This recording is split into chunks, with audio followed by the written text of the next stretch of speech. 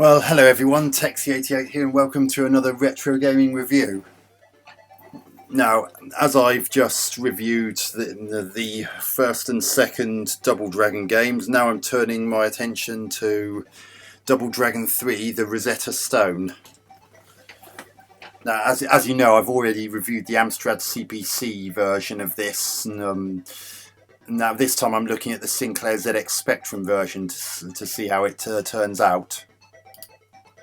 So let's define these keys. Press key for left, right, up, down, fire, pause.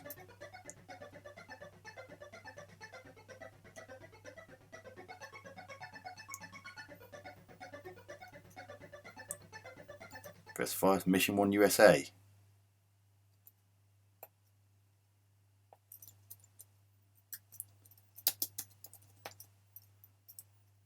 Ooh. Now, anyone who's seen my review of the Amstrad CPC version may think this looks familiar. Well, as you probably guessed, the Amstrad version was basically a Spectrum port, and if you look at those backgrounds, you can see they're absolutely identical, bar the use of colour. Right.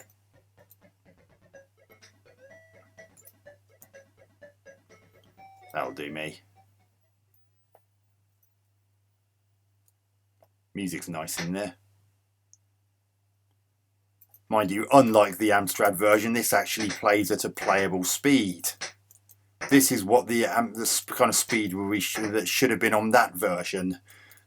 Instead, it was a lumbering lump of a slow sloth-like pace that impacted on gameplay and made it nigh on impossible to get through a level without losing a life due to the timer running out.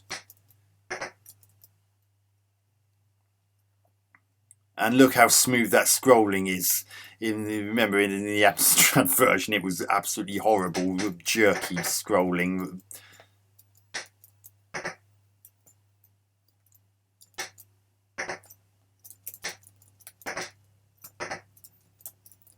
And there's that trick I bought. You may remember I briefly had a go at doing it in the...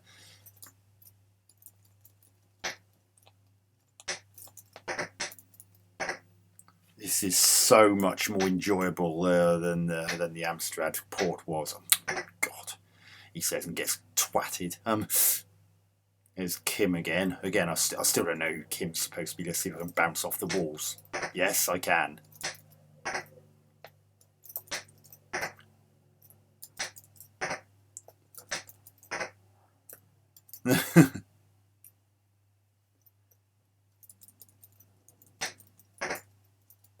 Right, you've got punches as well.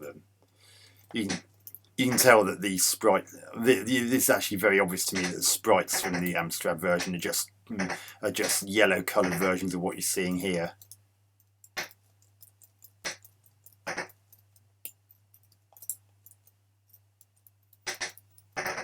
Now, unlike the previous games,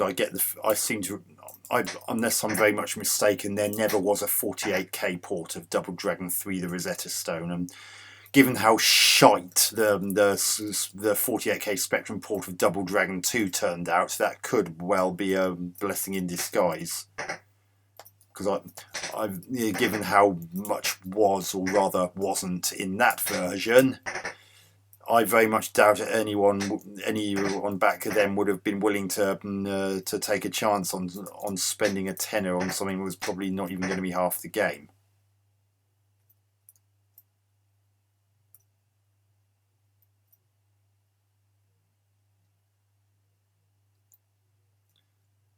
Still got Danger Liar and Don't Move.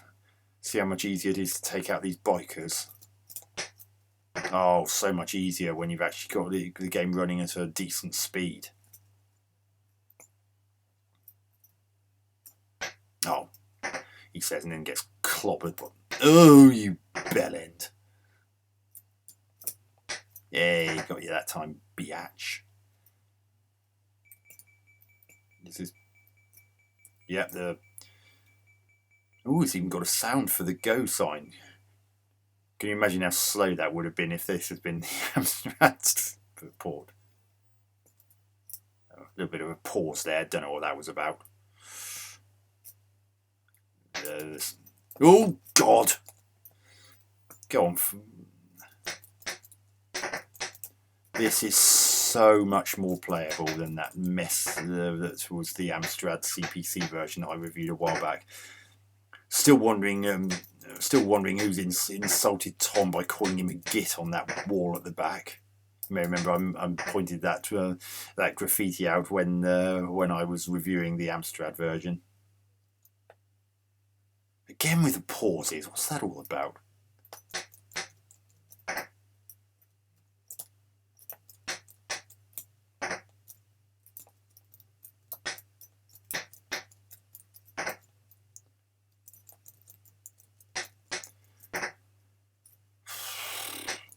I mean, I still think Target Renegade's a better, more enjoyable game than this, but this is still a lot better than Double Dragon 2. Your mission is waiting for you. My name's not Double Dragon. It's Billy. Billy Lee. Billy Lee. It's not Double Dragon.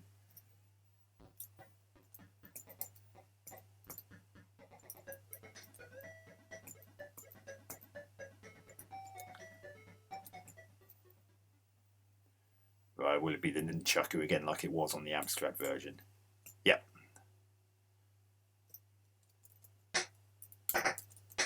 Oh, this is a dream to play compared to that crap that we got on the Amstrad. Hit detection is still ridiculously off at times, though. I mean, again, you could actually see that there was a gap between that palm heel striker and Billy's face. Again, smooth scrolling, not that jerky crap that we had on the Amstrad version. Still has the same problem, everyone's going at the same speed though, which is a bit of a nuisance.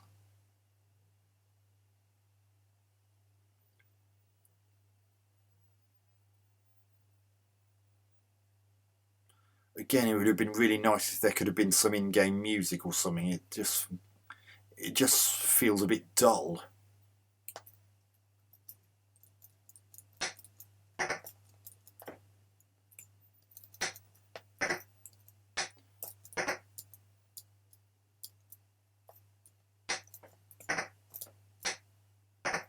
You can really tell that the backgrounds from the Amstrad version were directly lifted from this.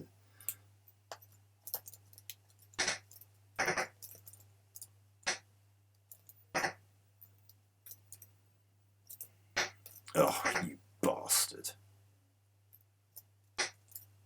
Eat nunchaku. Have some of this.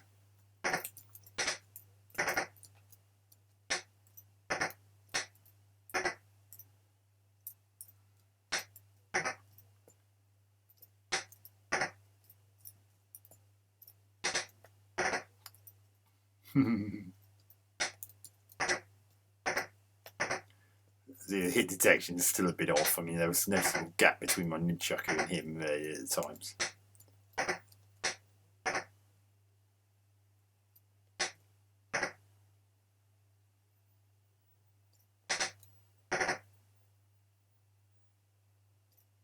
There's no point in trying to hit me from there, mate. I'm right over here. What? Ugh.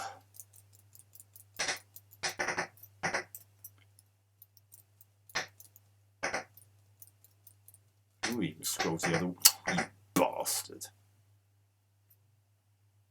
Ugh.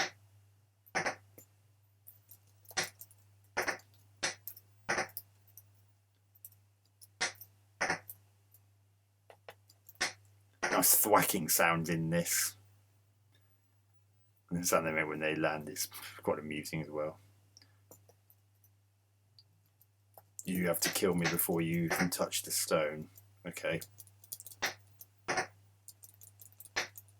Oh my god, he's kicking my arse.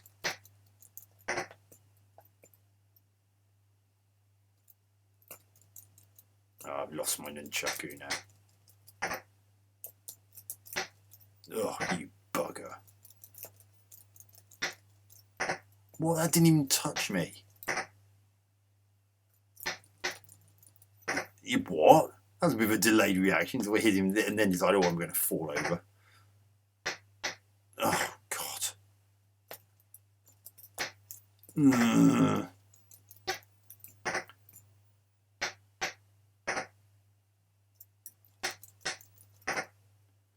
Have some of that. That foot clearly never connected with him, but never mind. I'm not going to complain when it's... So this still has the same problems with hit detection as the Amstrad version, so... That didn't touch me!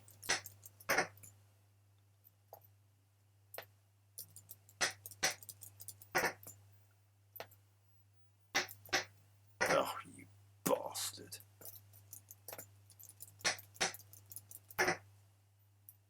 Oh, hurry up and die. I know you're a boss and everything, but... Thank you. After finding the first stone, the hero went to find the second. Wait a minute. Stone? There's more than one stone, but it said on the titles... Oh, damn it, I better... What do I get for... Kendo warriors by the looks of things. Oh, let me... Oh, you cheap bastard. Ah, good, it's going to let me go back in the shop. I think I better get a weapon.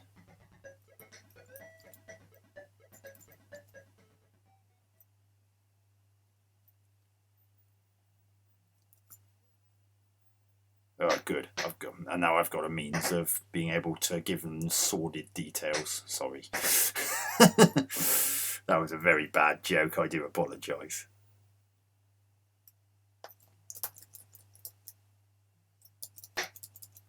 Ugh, God, I got twatted. Ugh. Let me hit one. Thank you. I'm actually feeling like I'm getting somewhere when I managed to knock them for 6. I've only got one more credit after this, so I better best be a bit careful. You git. Oh, you... Oh my God, I'm nearly out of energy. That number in the top left corner is my energy. If it goes down to 0, I'm a goner. What?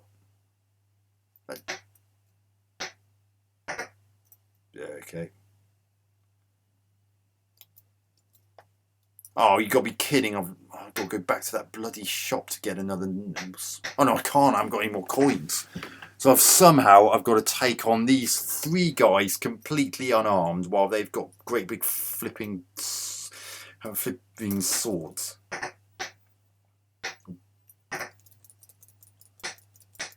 Or would they be Bokken? Maybe they're Bokken. Well, that's one of them down, 2 more to go. This isn't going to be easy. Oh, blimey hell. Matey boys come up and...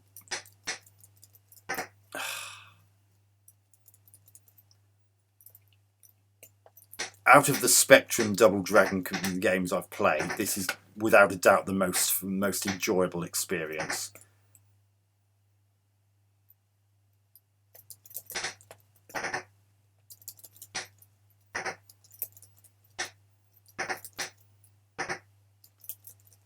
Oh, jump kick, you tit. Ugh. Come on, move.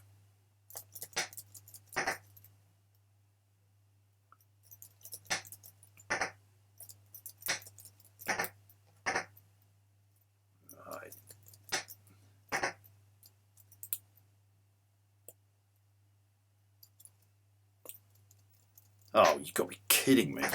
No! Oh, you absolute wanker. Oh, come off it. I can't do anything about that. I'm actually landing on the spikes. I'm powerless to do anything. That was so cheap. Well, I can't do anything now. That's... I've run out of credits. So there you have Double Dragon 3 on the 128K ZX Spectrum. As I said, to the best of my knowledge, I don't think there ever was a 48K version. I very much doubt it would have been able to cope. So, graphics, definitely improvement on 2. Although, again, I would have preferred it if there could have been a bit more colour in the backgrounds. But at least the backgrounds were better drawn this time around than they were in the previous game, in either incarnation of it. Remember, there were 2 different versions of Double Dragon 2 on the Spectrum. Yeah, there's the Rosetta Stone, singular, and yet there's more than one stone in the game. What's that all about? Never mind. Sound. Pretty nice thwacky sounds, although I would have preferred it if they had a bit more meat to them, like something akin to what was in the Exploding Fist games would have been nice. Obviously they couldn't use the exact sound effect for copyright reasons, but something a bit meatier than what we got would have been nice. But what's there is still an improvement on what was in all 3 of the previous Double Dragon Spectrum games I've reviewed.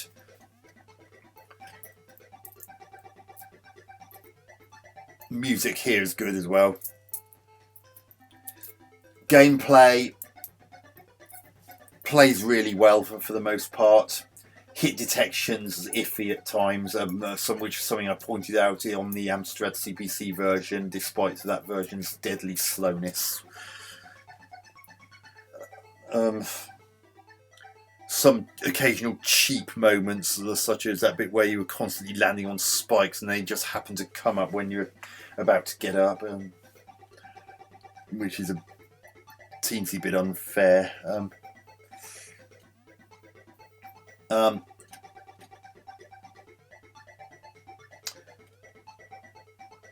Generally a lot more fun to play than the Amstrad version, and a